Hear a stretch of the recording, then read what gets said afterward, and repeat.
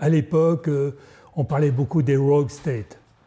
C'était ce qu'on appelait les États voyous, c'était les États qui étaient mis au rebut.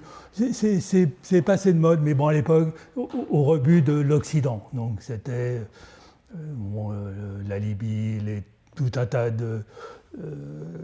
d'États qui étaient considérés comme pas fréquentables. Et, il y en avait qui étaient effectivement pas fréquentables, mais il y en avait qui l'étaient plus. Je pense que Cuba devait être aussi dans les rogue states, etc. Donc, et c'est aussi un peu une référence à l'art dégénéré, donc l'art qui était aussi rejeté au moment de l'Allemagne nazie, où les nazis ont rejeté tout un pan de l'art qui est considéré comme pas fréquentable, un peu de la même façon. Donc c'était et pourquoi art plutôt que music, ça aurait pu être rogue music.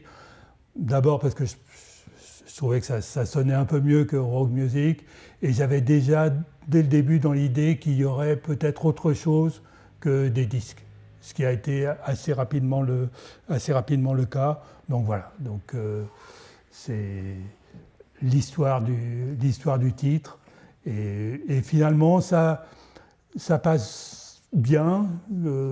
Effectivement, j'ai des questions sur le titre, mais aujourd'hui on parle déjà beaucoup moins de rogue state, donc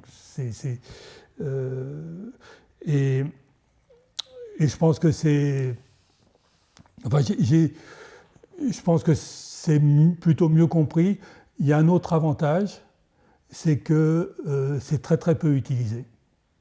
Donc quand on tape Rogart sur n'importe quel outil de recherche, c'est le premier qui sort.